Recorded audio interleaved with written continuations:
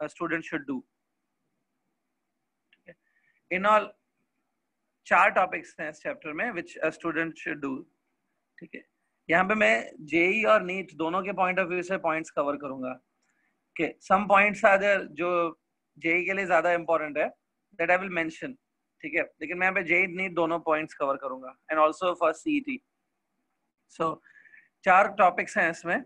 The first topic is, ठीक है, first topic जिसमें सिंपल टॉपिक्स कवर होते हैं. Newton laws we will cover, Kepler laws will be covered, and उसके साथ साथ velocity and the time period of satellite. It's very simple topic.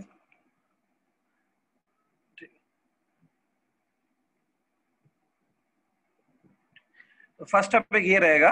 We will discuss some extra points from this topic. Second जो topic है that is acceleration due to gravity, that is G and its variation.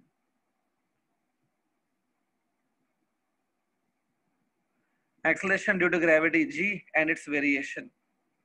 ठीक है. तीसरा जो topic है, third one, it is the energies of satellite, related to energy.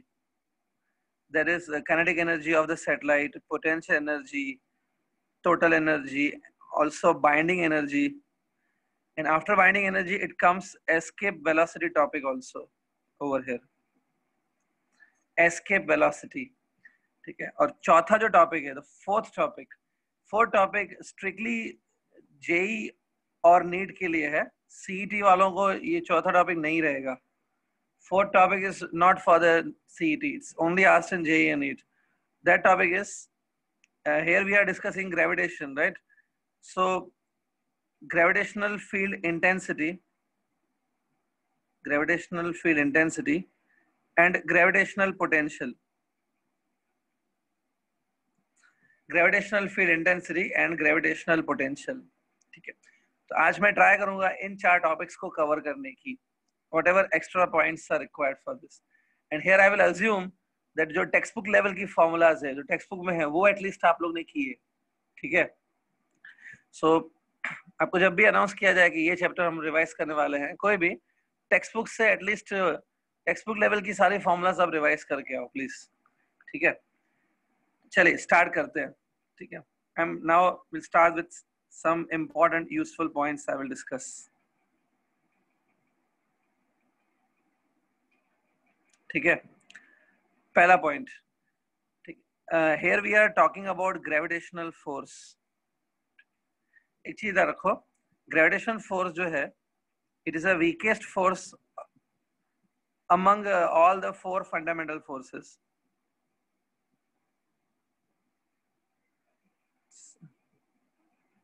See, there are 4 fundamental forces. ये आपने 11th standard में पढ़ा है. There are 4 fundamental forces. तो 4 फंडामेंटल फोर्सेस कौन से हैं? One is gravitational, other is electromagnetic, third one is strong nuclear force, and चौथा है weak nuclear force. So out of these 4 fundamental forces, the gravitation force is considered to be the weakest force. ठीक है. Next point आप याद रखो कि जो ये ग्रेविटेशन फोर्स हम लोग डिस्कस कर रहे हैं ना, ठीक है, gravitation force does not depend on the medium. मतलब अगर 2 बॉडीज के बीच में आप कोई भी मीडियम रखो, force between those 2 bodies will not change. ये पॉइंट भी आपको पता है शायद. Gravitation force does not depend on medium. Okay. Third thing, अब देखिए इस पे थर्ड पॉइंट में बता रहा हूँ. सपोज अगर क्वेश्चन में कुछ ऐसा दिया गया है कि this is one sphere and this is another sphere. ठीक है. If the question says that there are 2 identical spheres,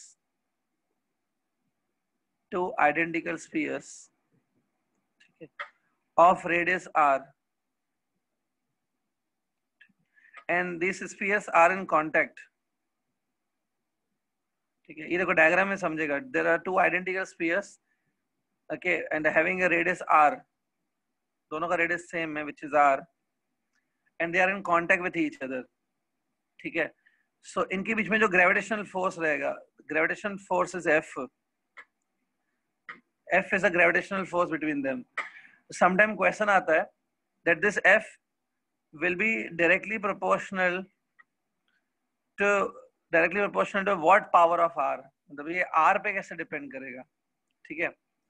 और इसमें ज्यादातर स्टूडेंट को यही लगता है that gravitation force will be inversely proportional to R square. ये लगता है स्टूडेंट्स को. Force will depend on R as this. कि Newton law says force is inversely proportional to R square, but actually ये incorrect answer होता है. For this situation ये answer incorrect है. Here the correct answer is F is directly proportional to R power 4. Don't worry, I am going to prove this point also, but this is the right answer. अगर ऐसा दिया हुआ है कि there are two identical spheres which are having same radius r, and these spheres are in contact with each other, ऐसा given है, so मैं बोल सकता हूँ F gravitational force is directly proportional to R power 4. ऐसा कैसे आता है? Just a small proof I am giving. See the proof.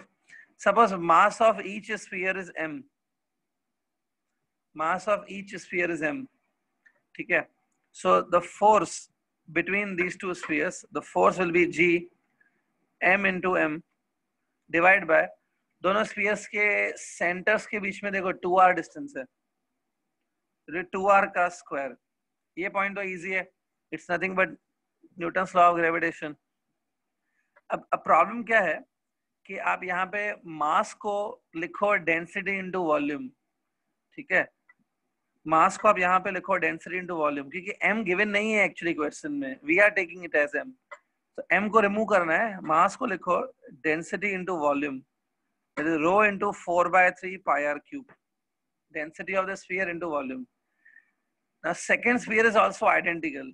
So mass of second sphere can also be written as density of second sphere into its volume, 4/3 pi r cube, divided by 2r का square, which is 4r square. अब यहाँ पे देखोगे, so मैं ऐसे लिख सकता हूँ F equals to G, रो का स्क्वायर है, बाकी जो टर्म्स है 4/3 पाई, उसको मैं सपोज इग्नोर करता हूँ, दे आर कॉन्स्टेंट्स. सिर्फ आप r को देखो, that is r⁻3, r⁻3, it become r⁻6, r⁻6 and divided by r square. r⁻6 divided by r square, so it will be r power 4. यहाँ पे मैं बोल सकता हूँ रो कांस्टेंट है, डेंसिटी इज कांस्टेंट, बिकॉज हम लोग ये स्फीयर्स का मटेरियल चेंज नहीं करने वाले हैं. That's why after this I can say F is directly proportional to r⁻4. So rho is constant, G is constant, so directly proportional to r⁻4. Here many times students have confusion that sir, you are taking this rho as a constant. Okay, why don't you take here m as a constant and we say F inversely proportional to r square? यहीं पे मैं m को constant क्यों नहीं ले रहा हूँ? m constant इसलिए नहीं है क्योंकि देखिए ध्यान से सुनना, हमें ये चेक करना है कि F R पे कैसे डिपेंड करे. We want to find out that how F depends on R. इसका मतलब कि हम लोग R को वेरी करेंगे. Let's say we are changing R and we want to see how F is changing. Correct. तो अगर आप R को चेंज करोगे ना, let's say you are increasing the R, radius को इंक्रीज करेंगे तो मास भी इंक्रीज होगा. Imagine you keep this situation, both spheres are always in touch, but now you increase the radius of the sphere. If you increase the radius of the sphere, the mass of the sphere will also increase, but density change नहीं होगा. ठीक है. So mass constant नहीं है. As R will increase, mass will also increase. Hence, I cannot take m as a constant. तो इसलिए यहाँ पे मैं नहीं बोल सकता ये. But यहाँ आने के बाद अगर मैं अब मैं बोलूँ इस point के बाद, if I say if I am increasing radius, radius को increase करो, so definitely you will take a bigger spheres. Density change नहीं होगा because material will be same only. Hence I can say rho is constant. याद रखो, in such case F is directly proportional to R power 4. इस type के MCQ आ चुके हैं entrance exams में, remember. चलो मैं नेक्स्ट पॉइंट बता रहा हूँ.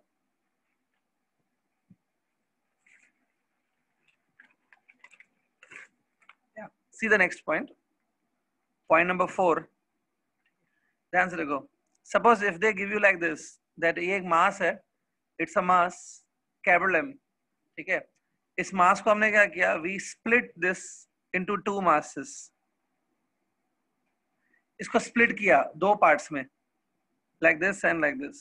ठीक है, इसमें जो ये एक पार्ट है ना, उसको मैं बोलता हूँ स्मॉल m. तो दूसरा पार्ट डेफिनेटली हो जाएगा capital M minus small m. Capital M minus small m, ये दो पार्ट्स हो गए. Okay, so I can say these are the two parts. अब होगा क्या, these two parts will attract each other by gravitational force. These two parts are attracting each other with a gravitational force. And suppose the distance between these two parts is small r. Small r दोनों के बीच का distance है, and they are attracting each other with a force F. ठीक है, अब होता क्या है, ये जो force है ना, that I have shown, ये force दो चीजों पे depend करता है. First of all, this force will depend on this mass, and also it depends on r. ठीक है, r को हम लोग कांस्टेंट रखते हैं. Let's say we are taking r constant, मतलब इन दोनों पार्ट्स के बीच में जो भी डिस्टेंस है वो कांस्टेंट रखते हैं. r is not suppose to change. लेकिन मैं ये m चेंज कर रहा हूँ. Let's say I am changing this m. जैसे जैसे आप इस पार्ट को बढ़ाएंगे ना, as you increase this part, second part छोटा होने लगेगा, because some of these two parts will be capital M, which is constant. तो as you increase this part will decrease. ठीक है, तो एक मास बढ़ाने पे दूसरा मास कम होने लगेगा. As you increase this one will decrease. ठीक है, तो होता क्या है, एक पॉइंट होती है दैट ये जो F है, force between these two parts will B maximum. ये फोर्स मैक्सिमम तब होगा जब आपके जो दोनों पार्ट्स है ना, व्हेन बोथ पार्ट्स, जो भी दो पार्ट्स हैं, दोनों पार्ट्स इक्वल हैं. And both parts are equal. ये दोनों पार्ट्स जब इक्वल होंगे ना, तो both of them will be half of the original. Both of them will be equal to this thing. See, simple है. एक एग्जाम्पल लो that इसको आपने दो पार्ट्स में स्प्लिट किया. Let's say this is 30% of the total mass, so this will be 70% of total mass. अब क्योंकि ये 30% है, ठीक है, अब आप इसको बढ़ा रहे हो क्योंकि आपको सपोज फोर्स इंक्रीज करना है, you want to increase the force, so you are increasing this mass. अगर 30% से इसको 40% किया, सो ये 60% हो जाएगा, 40-60. बट अगर आपने इसको किया 50% मास, तो ये भी 50% होगा. when both masses will be 50% of the total mass, at that point force between them will be maximum. Remember, force will be maximum when both parts are equal and every part is equal to half of the total mass. Under this condition force will be maximum. ठीक है, इस point का proof भी है. Definitely this point can also be proven. ठीक है, proof मैं काफी क्विकली दे देता हूँ. Quickly I will solve. अगर किसी को डिफिकल्टी हो रही है तब बाद में फिर से पूछ सकते हो. Quickly I am giving you proof of it. Specially those who are not having maths, they may find it difficult. उनको नहीं समझेगा शायद, जिनका मैथ्स नहीं है, but math student will definitely understand. See, force between two parts will be given by G. Force कैसे, इन दोनों parts के बीच में जो फोर्स है कैसे लिखेंगे? G mass of first part, this is mass of second part divided by r square. ठीक है, अब क्या करना है, देखो सपोज हम लोग स्मॉल m को चेंज कर रहे हैं. As you change the small m, as m changes, ठीक है, तो ये f भी चेंज होगा. सो हम लोग डेरिवेटिव ले सकते हैं f का with respect to small m. Take a derivative of f with respect to small m. ठीक है, डेरिवेटिव लोगे ना तो उसमें g by r square constant है. ठीक है, आपको खाली ये अंदर का डेरिवेटिव लेना होगा. ठीक है, when you take derivative of inner part, you have to apply the product rule of the derivative. It's m minus m plus m into -1. ठीक है, डेरिवेटिव आराम से ले सकते हो आप इसका using UV rule, product rule. इसमें याद रखो कैपिटल M कांस्टेंट है. ठीक है, capital M is constant, so derivative लेने पे ऐसा कुछ आएगा. Capital M minus small m plus small m in the bracket -1, ये आएगा डेरिवेटिव। अब आपने मैथ्स में सीखा है कि जब भी कोई चीज मैक्सिमा पे पहुंचती है, एनी क्वांटिटी इज मैक्सिमम या मिनिमा होती है, जब भी कोई चीज मैक्सिमम या मिनिमम होती है तब उसका डेरिवेटिव 0 होता है at that time. When f will be maximum at that time, derivative of f will be 0. It's maxima minima topic of the derivative. अब क्या करो, इस इक्वेशन में लेफ्ट हैंड साइड पे 0 सब्स्टिट्यूट करो, put left hand side as a 0। When you put LHS as a 0, तो फिर g by r square को भी पास कर दो, g by r square pass on other side, it becomes 0. So we'll get m minus small m minus small m, this one I written over here, equal to 0. So it is capital M minus 2m equal to 0. 2m equals to capital M. So here we got small m equals to m by 2. So automatically condition क्या आ रही है कि under this condition, when the one part will be half of capital M, under this condition force will be maximum. Okay. So एक चीज याद रखो please. This is a very important point. Remember this. ठीक है.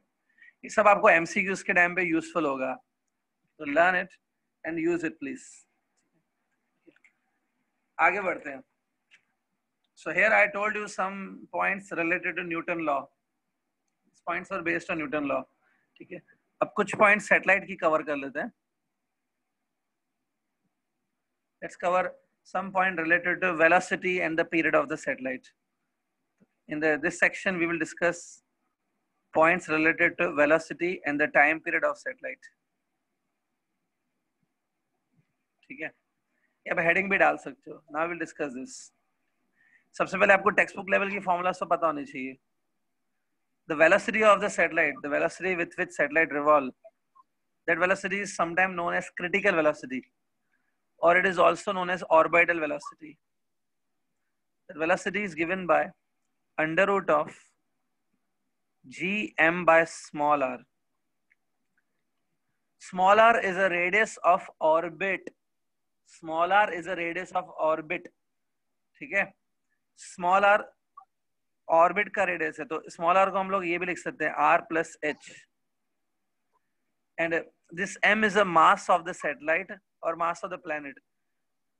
आपको पता है m किसका मास है, सैटेलाइट का मास कि प्लैनेट का मास? If you have answer, you can message me. Tell me ये m किसका मास है? It's a mass of the satellite or it is a mass of the planet? Anybody message me? आपसे मैं पूछ रहा हूँ ये m किसका मास है? It's a okay. कोई बता सकता है student? This m is a mass of the planet or it's a mass of satellite? planet का। planet है? अभिषेक बोल रहा है planet है। विष्णु planet बोल रहा है। Yes, you are correct. m is a mass of the planet. ये पता है ना, m is a mass of the planet. So can we say that velocity of the satellite, it's a velocity of satellite, it does not depend on mass of the satellite.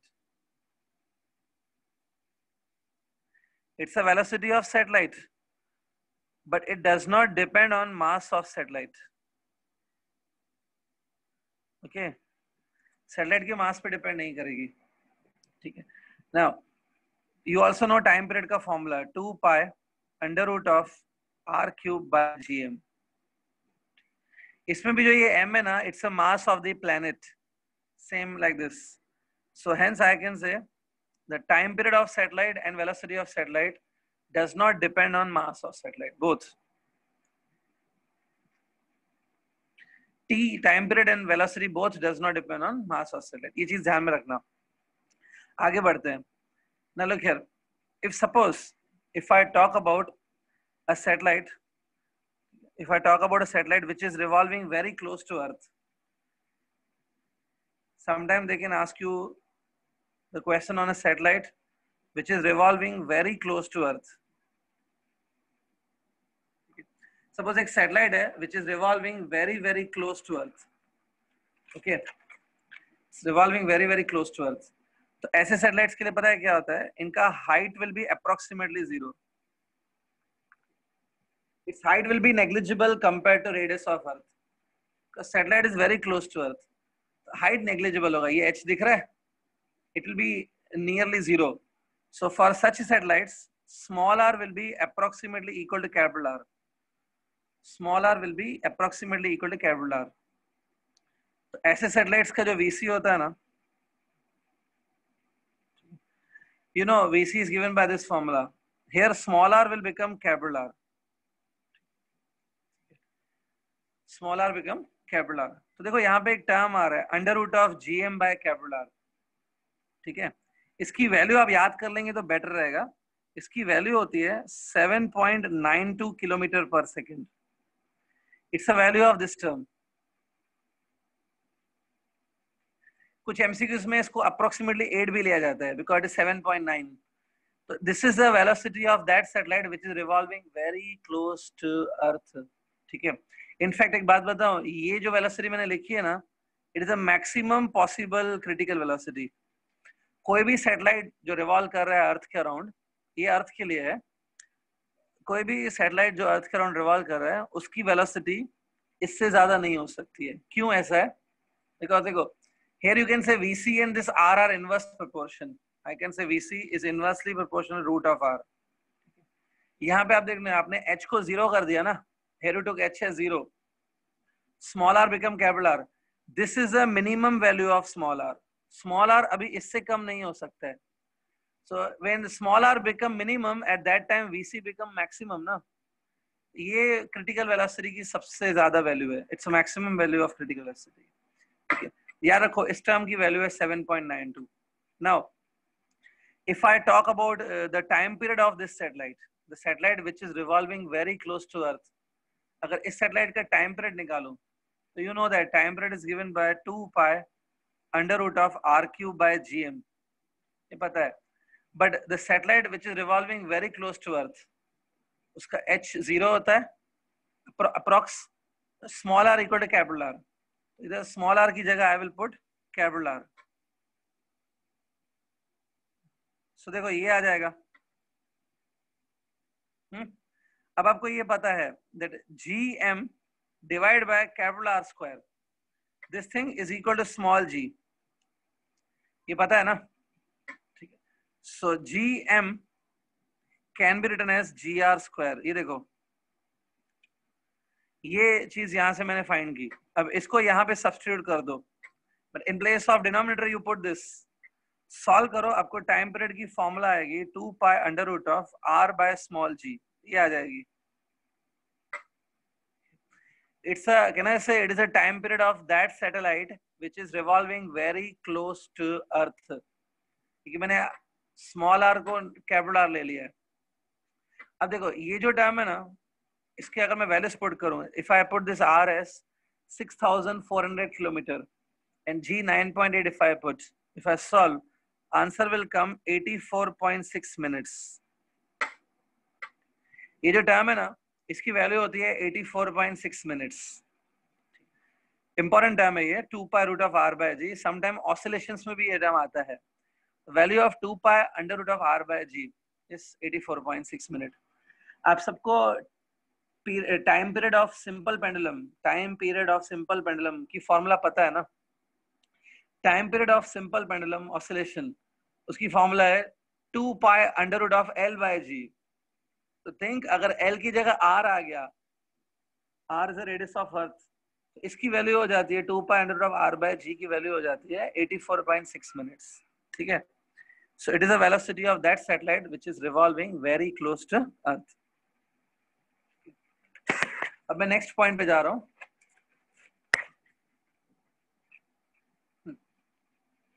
Let's go with the next point.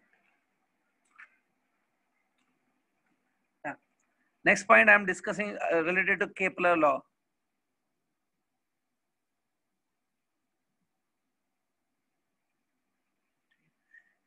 Kepler का second law सब students को याद है. The area covered by the radius vector is equal in the equal time intervals. याद है ऐसा कुछ? ठीक है. तो related to Kepler law, second law I am discussing some points. Think this is planet and this is sun.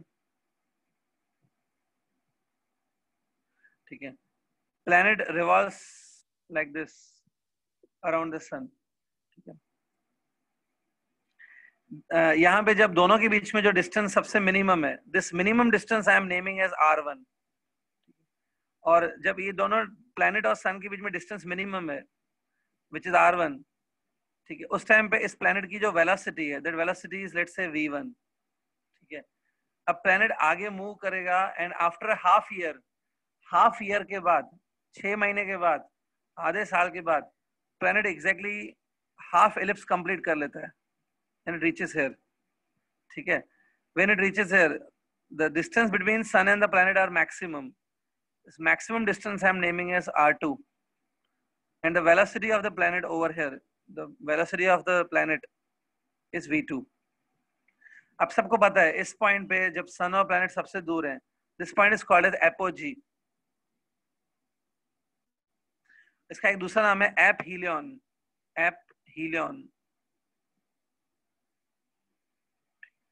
और ये point जब प्लैनेट और सन सबसे नियर है एक दूसरे के, this point is called as perigee, और it's also known as perihelion. ध्यान में रखो ये सब पॉइंट्स, ठीक है. अब यहाँ पे अब ध्यान से एक चीज देखो, if somebody ask you that ये जो केपलर का सेकंड लॉ है, केपलर का second law says that area covered by the radius vector is equal in equal time interval. ये जो केपलर का सेकंड लॉ है, ठीक है, ये केपलर का सेकंड लॉ एक्चुअली किस लॉ के ऊपर बेस्ड है?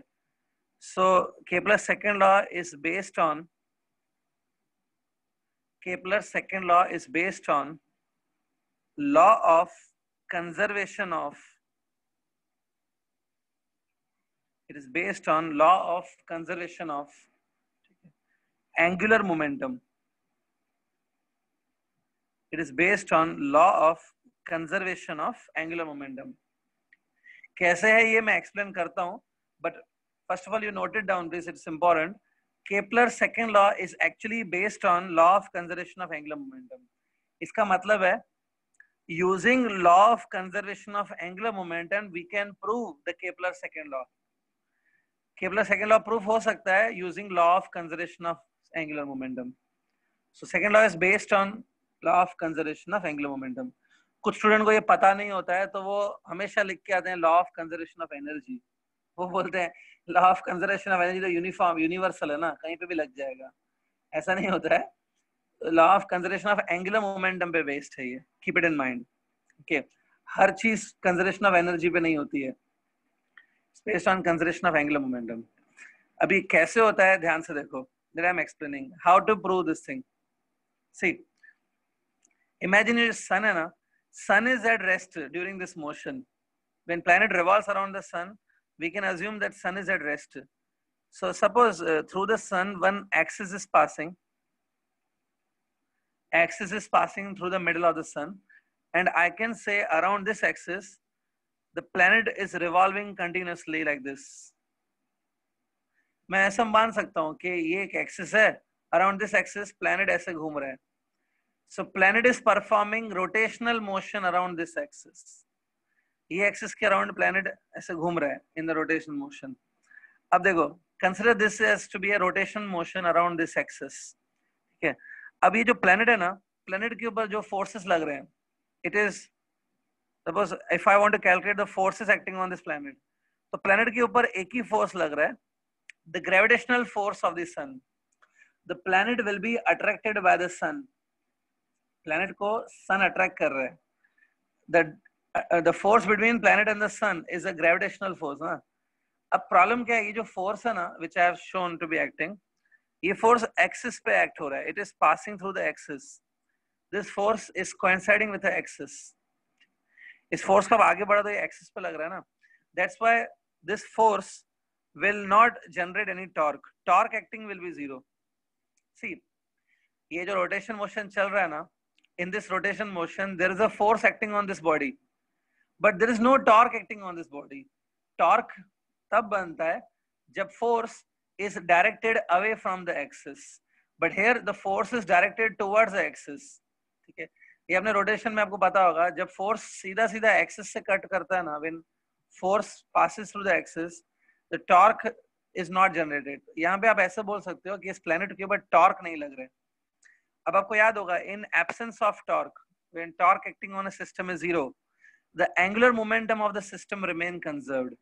तो क्योंकि जो टॉर्क है which is acting on the planet, torque acting on the planet is 0, hence L means angular momentum. Angular momentum of the planet remains constant or conserved. ये है law of conservation of angular momentum ना। याद रखो जब भी ये planet घूमते हैं ना, इनका angular momentum of the planet क्या रहता है? कंजर्व्ड। अब देखो जब प्लैनेट यहाँ पे है, व्हेन प्लैनेट इज हियर, इसका वेलोसिटी कितना है? v1। Distance from the axis कितना है? r1।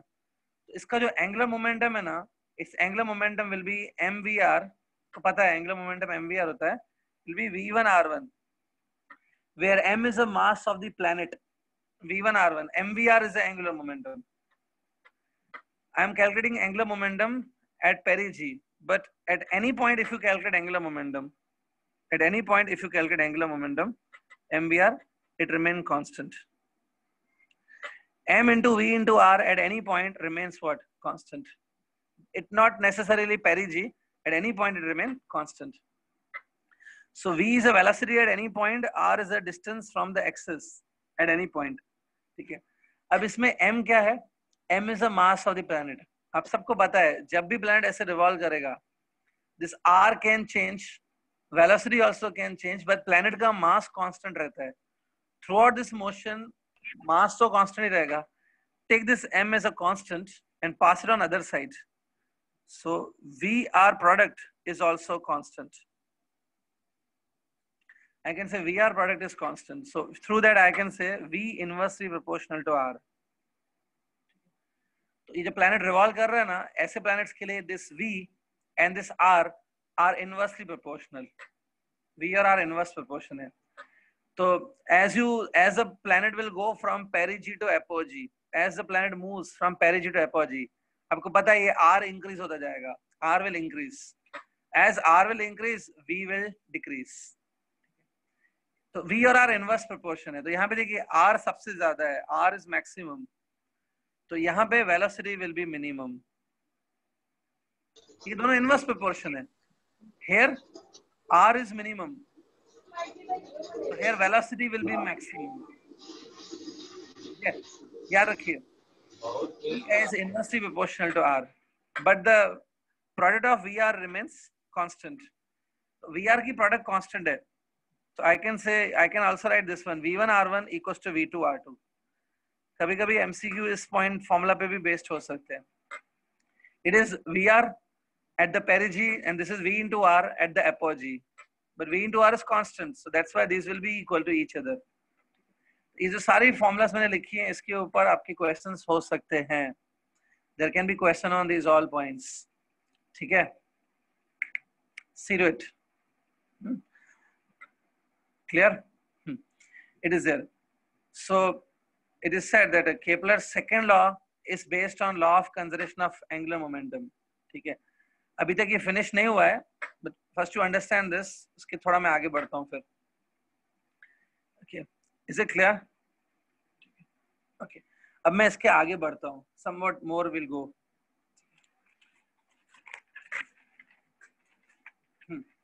See it. फिर से मैं वो डायग्राम बना रहा हूँ. This is sun, planet revolving like this. अब देखो, in the first diagram I took perigee and apogee. Perigee और apogee मैंने लिया. But अभी चलिए perigee apogee को छोड़ देते हैं. Let's say the planet is here right now. Planet यहाँ पे है. In general, it is here. So जब planet यहाँ पे है, from the sun to the planet you draw this distance. इस distance को हम लोग R लिखते हैं. ठीक है? इस distance को R लिखते हैं. अब जब planet यहाँ पे है ना, let's say time in your watch is T. T is a time in your watch. अब as the time will move forward, जैसे जैसे time आगे बढ़ेगा, planet भी आगे बढ़ेगा. Let's say planet यहाँ पे आ गया.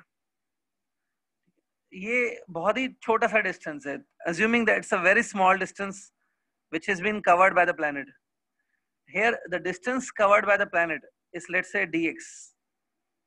ये distance है ना covered by the planet, dx है. एंड दिस डिस्टेंस कवर करने के बाद यहाँ पे पहुंचा, here time in the watch is t plus dt. सी मैं एक छोटा सा डेरिवेशन कर रहा हूँ, इंपॉर्टेंट है, देख लो एक बार. When planet reaches here, time in the watch is t plus dt. So in what time planet reaches from here to here? The planet reaches from here to here in the time of dt. ठीक है. अब मैंने जैसे बताया ये क्योंकि बहुत छोटा सा डिस्टेंस है, तो ऑलमोस्ट बहुत छोटा सा डिस्टेंस कवर किया है. dt is small time, dx is a small distance. क्योंकि सब छोटा सा है ये डिस्टेंस, तो ये r और ये जो न्यू वाला r है, this r will be same only. ठीक है. अब हमें क्या करना है, ध्यान से देखो. We want to find out the aerial velocity of the planet. This is my target. We want to find aerial velocity of the planet.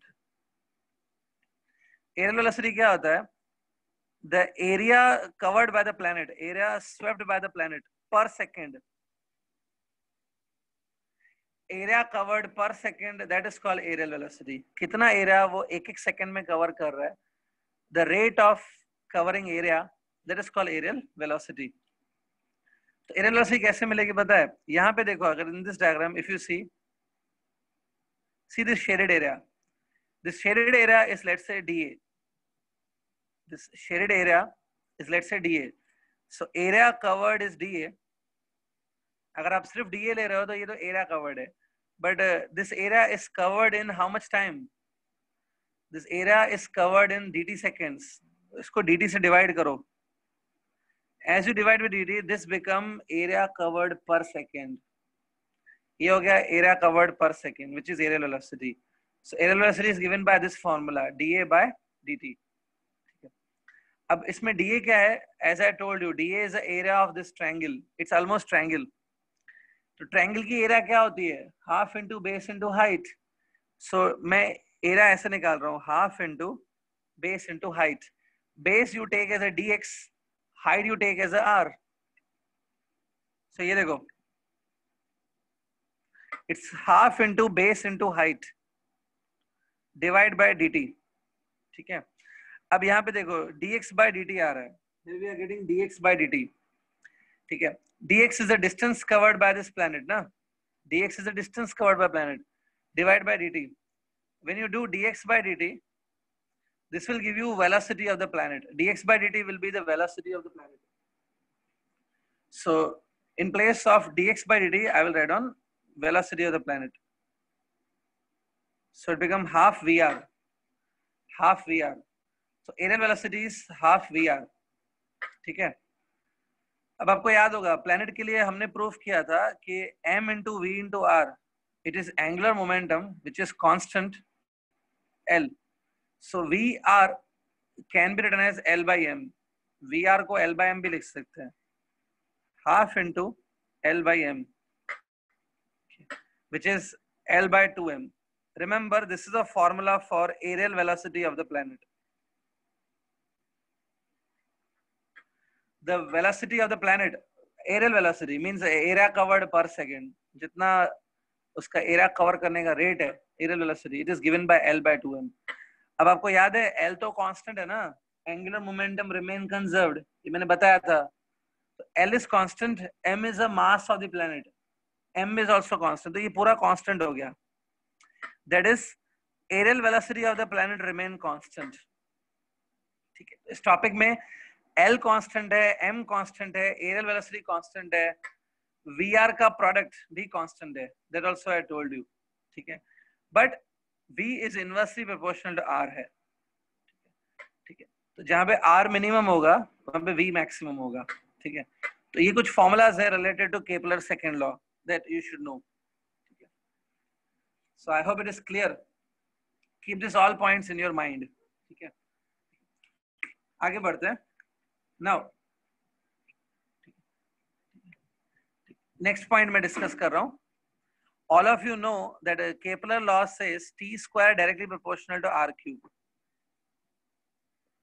Everybody knows this is Kepler's third law, I think. Right now we are discussing Kepler's third law. T square proportional to r cube. ये आपको पता है. Tell me, if I remove this proportionality sign and if I put a constant, proportionality remove करके constant डालना पड़ेगा ना, वो constant क्या रहेगा? What will be constant? अगर किसी को आंसर आ रहा है तो माइक ओपन करके बताओ। L by 2m. हाँ, tell me. L by 2m. L by 2m, where L is the angular momentum. Yeah. कहाँ से है? Wrong है। It's wrong actually. How it come L by 2m? Sir. I'm not calculating aerial velocity. L by 2m was a aerial velocity. Sir. ठीक है, मैं answer बता रहा हूँ, ध्यान से सुनो। T square proportional to R cube है। This everybody knows. ठीक है। In the next step, when you remove the proportionality constant will be 4 pi square divided by gm. 4 pi square divided by gm. Don't worry, I will prove this. 4 pi square divided by gm into r cube. इसमें ये m दिख रहा है? m is mass of sun. m उस चीज का मास है जो बीच में स्टेशनरी खड़ी रहती है। m is mass of sun. और ये t है टाइम पीरियड ऑफ प्लैनेट। ये अब जिनको ये नहीं पता सर ये कैसे आ गया कांस्टेंट, कांस्टेंट मैंने लिखा है 4 pi square by GM. Don't worry, I will tell you this, but I hope Kepler का लॉ तो पता है ना, दिस एवरीबॉडी नोस। इसमें टी क्या है? T is a time period of planet's revolution around sun, and r is the orbital radius of the planet. r, अगर r अभी भी विजुलाइज नहीं हो रहा है, ठीक है, r यही है, this is r is the distance of the planet from sun. तो m is a mass of sun now. ठीक है, अब जिन स्टूडेंट को ये भी नहीं पता था ये कैसे आया, suppose so time period of satellite, time period of revolution of satellite, it's given by 2 pi under root of r cube by gm. ये फॉर्मूला आपके टेक्स्ट बुक में ही है। The time period of satellite do not depend on mass of satellite, ये आपने बताया था। Time period of satellite does not depend on mass of satellite. तो ये m किसका मास है? It's a mass of planet. पहले आप ये फॉर्मूला याद करो, हमने किया है ऑलरेडी। इस फॉर्मूला अगर आप स्क्वायरिंग करेंगे, व्हेन यू स्क्वायर इट, तो time period of satellite square, on squaring this will become 4 pi square r cube by gm, where m is a mass of planet. अब इसको कंपेयर करो, compare these two, same है ना? That's why constant is 4 pi square by gm. If I consider this to be constant, suppose there are two satellites. For one satellite time period and r, for other satellite time period and r will be different, but for both satellites this term will be constant. इसलिए यहाँ पे भी हम लोग लिख सकते हैं ts square proportional to r cube. यहाँ से आपको समझ में आ सकता है कि कांस्टेंट क्या है, 4 पाई स्क्वायर बाय gm। यहाँ पे देखिए सैटेलाइट रिवॉल्व कर रहा है और ये है mass of planet, planet stationary है, planet stationary, satellite revolving. Here sun is stationary and the planet is revolving. जो स्टेशनरी है उसका मास, जो रिवॉल्व कर रहा है उसका टाइम पीरियड। यहाँ पे ये स्टेशनरी है प्लैनेट और ये रिवॉल्व कर रहा है सैटेलाइट। ठीक है, तो याद रखो constant is 4 pi square by gm। ठीक है, सो इस पे अगर कभी हम लोग ने ऐसा क्वेश्चन पूछ लिया that this graph is there, here I plot t square of the planet and here if I plot r cube. ठीक है, ठीक है, यहाँ पे हमने क्या किया, अलग अलग प्लैनेट्स का r क्यूब यहाँ पे प्लॉट किया, r cube of the one planet, r cube of the other planet, and here I plotted time period of those planet. Definitely since t square directly proportional to r cube है, since these two are direct proportion, graph will be a straight line passing through origin. But अगर कोई पूछ ले इस straight line का slope क्या होगा, what will be slope of the straight line? Slope will be 4 pi square by gm। जो constant है ना वही इसका स्लोप होगा। कैसे? This formula you know now, आपको ये फॉर्मूला पता है। t square is plotted on y axis, r cube is plotted on x axis. इस इक्वेशन को आप y इक्वल टू mx से कंपेयर करो, y की प्लेस पे t स्क्वायर है, x की प्लेस पे r क्यूब है, सो स्लोप की प्लेस पे 4 पाई स्क्वायर बाय gm है। Remember slope will be 4 pi square by gm। ठीक है, जो भी पॉइंट्स बता रहा हूँ सारे के सारे पॉइंट यूजफुल हैं, एक नीट के स्टूडेंट को या जेई स्टूडेंट को ये सब पता होना चाहिए ऑलरेडी। ठीक है, सुनते जाओ ध्यान से, इन चीजों को अपने माइंड में रखो। Got this? ठीक है, आगे बढ़ते हैं। So here we finished second topic, that is velocity and the time period of satellites and Kepler laws. Okay, मैं भी थर्ड टॉपिक पे जा रहा हूँ। मैंने आपको स्टार्टिंग में 4 टॉपिक्स दिए थे, उसमें now I am going to the third topic. Third topic is acceleration due to gravity and its variation.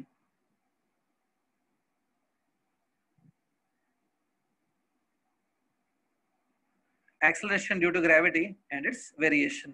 ठीक है, अब देखो स्टार्ट करते हैं। Everybody knows this formula, that the value of g on the surface of any planet, g on the surface of any planet is given by this formula. पता है ना ये फॉर्मूला? अब इसमें एक बात हो, if suppose suddenly r increases, suppose किसी दिन ऐसा हुआ कि planet का radius increase हो गया, so if radius of the planet increases, definitely g decreases। ठीक है, ये तो होता है। अगर आपको ऐसा दिया गया है कि radius increases by 2% और radius increases by 3%, 2%, 3%, these are considered as a small percentages। 5% से लेस जो होता है ना, उसको स्मॉल अज्यूम कर सकते हैं। Lesser than 5% can be taken as small. 5% या उससे कम is considered as a small. तो अगर radius increases by small percentages, ठीक है, so as radius will increase, g will decrease. So we want to find out that g changes by how much percent. ठीक है, g changes by how much percent. ठीक है, शायद आपको ये आता होगा, बट जिन स्टूडेंट को नहीं पता मैं उनको बता देता हूँ। अगर जब भी स्मॉल परसेंटेजेस इन्वॉल्व है, when they give you that small percentages are involve, तब क्या करना है, ध्यान से देखो। ये फॉर्मूला को उठाओ, जी का पावर कितना है, what's the power of the g? The power of g is 1 ना, तो पावर आप लिखो 1 टाइम, ठीक है, परसेंटेज चेंज इन जी, या इसको आप ऐसे लिख सकते हो, change in the g in percentage, change in the percentage is equal to. अब यहाँ पे देखो ये दोनों कांस्टेंट्स है ना, capital G and capital M both are constant. इनको हम लोग चेंज नहीं कर रहे, हमने रेडियस को चेंज किया है, जी और एम को नहीं चेंज किया है। Suppose G and M are constant, radius को चेंज किया है। अच्छा, आर का पावर क्या है? आर का पावर है 2, यहाँ पे आप लिखो 2 times the change in the r in the percentage. ये फॉर्मूला बन रही है। ठीक है, जब भी स्मॉल परसेंटेज इन्वॉल्व होना तो आप ऐसा कर सकते हो, not only with gravitation chapter, not only with this formula, in fact you can apply this logic in any formula. कहीं पे भी आप ये लॉजिक लगा सकते हो। 1 time percentage change in the g is equal to 2 time percentage change in r. अब suppose r के लिए क्या बोला गया है कि r increases by 2%। Suppose if it is given r increases by 2%, अगर इंक्रीज है ना, अगर ये इंक्रीज है ना तो +2 लेने का, अगर डिक्रीज है तो -2 ले सकते हो। So what is the change in are? Change in are is +2%, तो इसको आप +2 डालोगे, percentage change in are is +2% into this 2, सो आपको आएगा 4%। सो g changes by 4%. Obviously if r increases, g will decrease। r increase होगा तो g तो decrease होगा, g will decrease by 4%। ठीक, so ये फॉर्मूला तभी लगानी है जब small percentages are given. Large percentages के लिए आप ये फॉर्मूला नहीं लगा सकते। सो ऐसे याद करो, पावर को देखना है, 1 time change in the g is equal to 2 time change in the r। Change in r आपको गिवन होगा, राइट हैंड साइड सब्स्टिट्यूट करो, आपको लेफ्ट हैंड साइड मिल जाएगा। ठीक है, ये पॉइंट थोड़ा ध्यान में रखना जो मैंने अभी बताई। क्लियर? और ये जब भी स्मॉल परसेंटेजेस है, not only this formula, not only gravitation chapter, you can apply this logic in any other chapter also। एक और एग्जांपल दे देता हूँ। Suppose in the rotational motion chapter, moment of inertia of the sphere is given by 2/5 mr²। अगर यहाँ पे कोई बोले that m is constant, r increases by 3%, then I increases by how much percent? ठीक है, तो आपको यहाँ पे 3% को देखना है. 3% इज अ स्मॉल परसेंटेज ना, तो आप वो फॉर्मूला लगा सकते हो. I का पावर क्या है? 1 है ना. 1 time percentage change in I equal to m constant है, तो उसको देखने का भी नहीं, सीधा r स्क्वायर में जाएगा. पावर इज 2 ना, 2 time percentage change in R. So R changes by 3%. Now here you put 3. 3 into 2, 6%. So I changes by 6%. ठीक, ऐसे शॉर्टकट से आंसर आ जाएगा. ठीक, keep this thing in mind.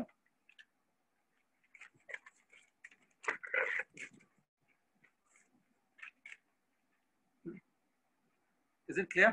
ठीक, next. आपको ये याद होना चाहिए कि as you go on the height, as height increases, the G decreases. As you go on the altitude, as you go away from the earth on the heights, G decreases. As you go in the depth also, G decreases. तो height पे जाने पे G decrease होता है, depth में जाने पे भी G डिक्रीज होता है. तो G is maximum. G maximum कहाँ पे होगा? ठीक है, जिसको आंसर आता है आप टाइप करके भेज सकते हो. Where is the G maximum? Surface, poles. surface, कहाँ पर? Surface. surface. G is maximum on the surface of the Surface. planet. Surface पे G मैक्सिमम होता है. Surface. Now, see, ध्यान से देखो अभी ये formula. G on the surface you said maximum. That G is given by this formula, Gm by R square. ये तो राइट है. Here m is the mass of the planet. So mass of the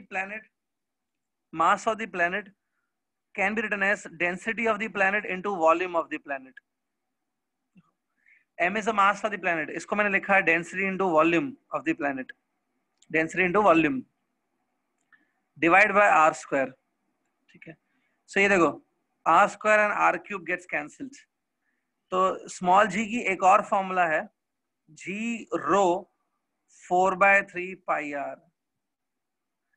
ये formula तब use करनी है जब planet का density given है और आपको स्मॉल g निकालना है. If you want to find small g on the surface of the planet and density of the planets are involved in the question, तब ये यूज करनी है. It's small g is given by G rho. इसको ऐसे याद करो, G rho 4/3 pi r. Getting? So it's a formula for G on the surface of the planet. कभी कभी MCQ में हम लोग ये फॉर्मूला डायरेक्टली यूज कर सकते हैं. ठीक है, तो कंफ्यूज मत हो जाना कहाँ से आई ये फॉर्मूला. देख लो कैसे इसको डिराइव करना है. G rho 4/3 pi r. Got this? ठीक है, आगे बढ़ता हूं मैं. We are discussing acceleration due to gravity right now. ठीक है, करते हैं. Now look, G at any latitude वाली डेरिवेशन आपने की होगी. G at any latitude is given by G minus omega square r cos square phi. ये formula आपने देखी होगी, where phi is a latitude angle.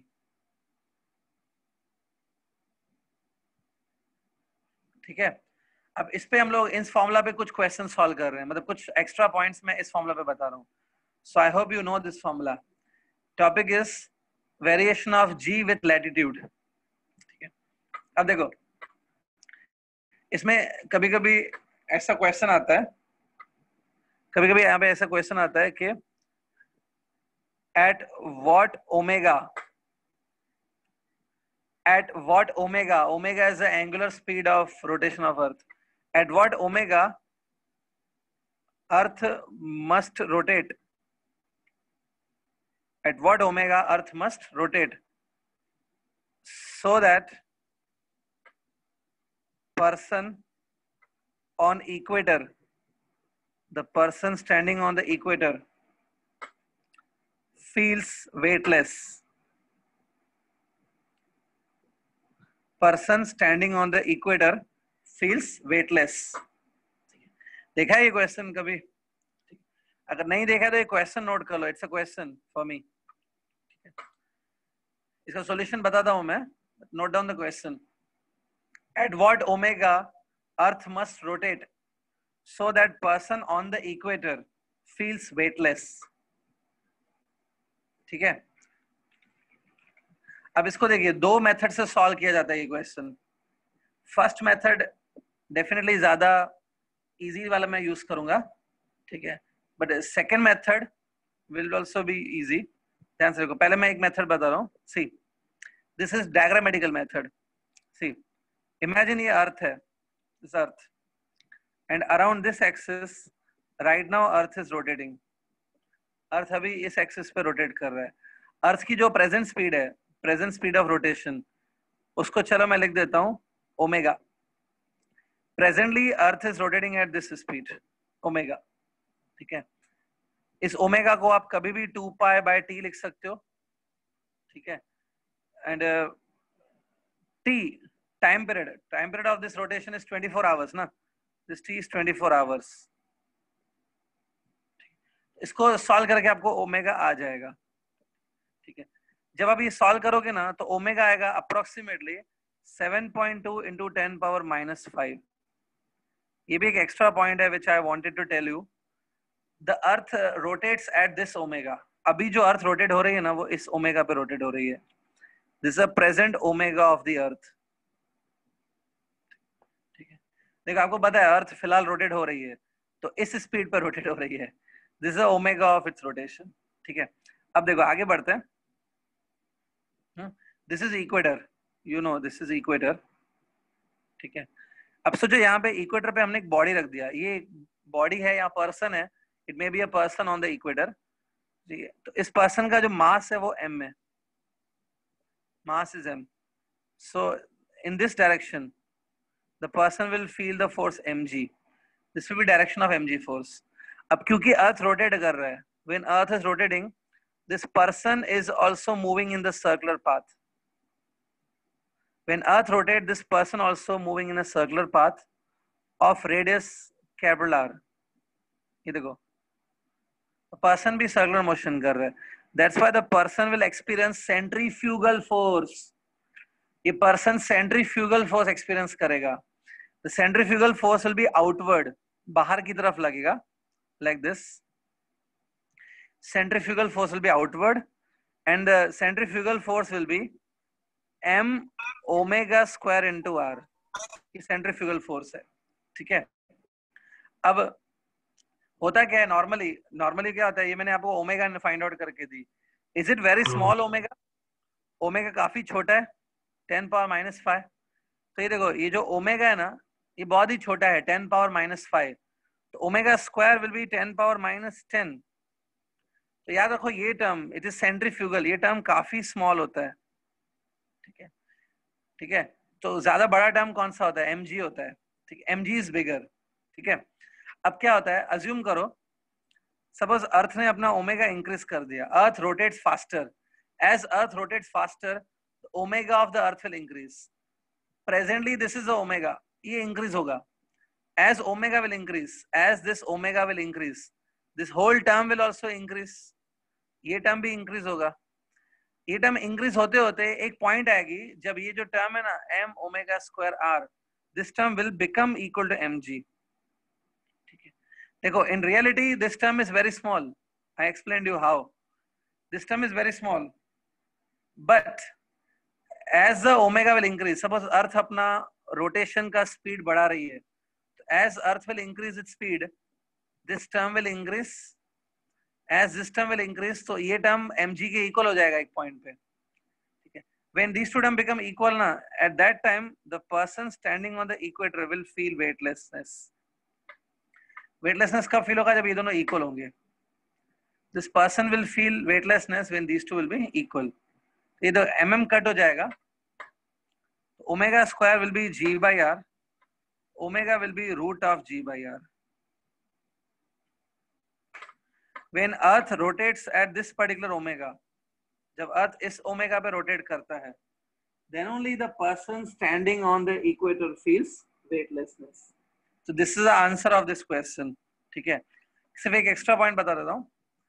अर्थ की जो प्रेजेंट ओमेगा है ना, जो मैंने यहाँ पे फाइंड की, ठीक है, ये स्पीड कम है, और जब अर्थ इस ओमेगा पे रिवॉल्व होगा, ये मैं इसको लिखता हूँ न्यू ओमेगा, तब person standing on the equator feel weightlessness. It can be proven, ये mathematically हम लोग proof कर सकते हैं that new omega जो मैंने find किया ये वाली, it is 17 times bigger than the Earth's present omega. क्या मतलब है इसका? इसका मतलब है अर्थ अभी जिस स्पीड पे रिवॉल्व कर रहा है वो स्पीड अगर 17 टाइम्स बढ़ जाए तब persons who are standing on the equator they will start feeling weightlessness. वो persons उड़ने लगेंगे, अर्थ से डिटैच हो जाएंगे, they will feel weightlessness. Omega जब इतनी होती है तब weightlessness फील होगा 17 times more. This is a first method of finding this answer. ये पहला मेथड है. I always go with this method. ये काफी easy method है. But suppose in the exam you don't have this method, so दूसरा method ये है. See, G at any latitude is given by G minus omega square R cos square phi. ये formula को पता है. Equator के लिए, for equator ये phi angle आपको 0 सब्स्टिट्यूट करनी चाहिए. Put this phi angle 0 for the equator. तो ये हो जाएगा cos of 0 which is 1. Formula ये आएगी. But क्योंकि the person who is standing on the equator, it is feeling weightlessness. The person on the equator is feeling weightlessness. तो ये G, it is a G experienced by the person. ये G आप 0 डालो ना. It's a G which is experienced by the person on the latitude. So क्योंकि person weightlessness feel कर रहा है तो आप इसको G को 0 डाल दो. This is a effective G. It will be 0. इसको सॉल्व करके भी देखो आपको आ जाएगा omega square R equals to G. So omega is equal to G by R root. देखो आंसर सेम ही आ रहा है. This is the answer I got in the first part. This is the second method. Same ही आ रहा है. But both methods are different from each other. So I hope आपको दोनों methods समझ गए. You can do by this formula also, and our student will feel that sir ये तो बहुत छोटा और easy method है. I agree. But I suggest ये method भी आप समझ के लो, क्योंकि अगर कुछ twisted question पूछ लिया ना, तो आपकी ये understanding काम आएगी. ये मेथड काम नहीं आएगा. तो अंडरस्टैंडिंग के लिए ये ज्यादा इंपॉर्टेंट है. This is a way you can explain it. ठीक है. So understand this. सो आज के लेक्चर में हम इतना ही कर रहे हैं. कल से मैं शायद लेक्चर का ड्यूरेशन थोड़ा सा बढ़ाऊंगा. Lectures will be of I think we may go for 1.5 hours if possible, क्योंकि काफी टॉपिक्स बाकी हैं. I want to finish it as soon as possible. तो कल अगर आपके एमसीक्यूज के डाउट्स हैं तो वो भी आप लेके आ सकते हो. Bring MCQ doubts also. Try MCQs on these all topics. तो आज मैंने यहाँ तक कंप्लीट किया है. One more lecture we require to finish the topic of gravitation. वो next session में हम लोग gravitation finish. Okay, student. So we'll stop now. अगर किसी स्टूडेंट में डाउट है तो पूछ सकता है. If you have any doubt in present today's topic, you can ask. Okay, Kamlesh sir. हाँ, किसी को डाउट है शायद. ये कौन है ये? जिसको भी डाउट है आप पूछ सकते हो. वहां पे ऑप्शन दिया हुआ है, रेज योर हैंड.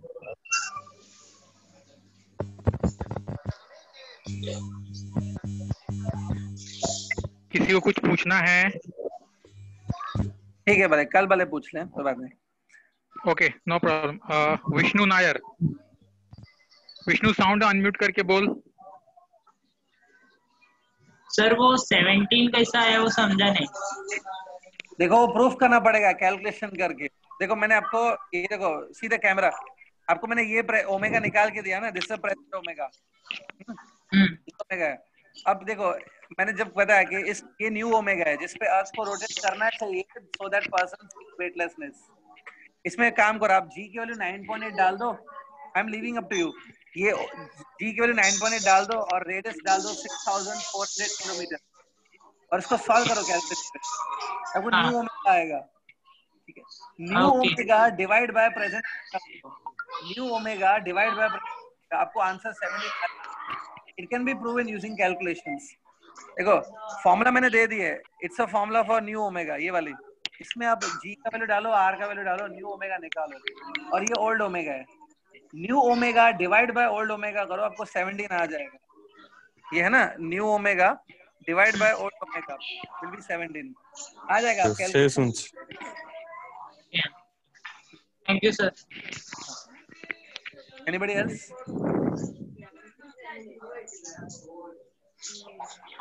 ठीक है सर, अगर कोई डाउट रहेगा तो कल वो लोग पूछ कल- लेंगे, अभी कोई कुछ बोल नहीं रहा है। जी sir. Thank you sir. Okay okay students, so आज का लेक्चर यहाँ हुआ। इसके बेसिस पे आप लोग प्लीज पढ़ना स्टार्ट करो।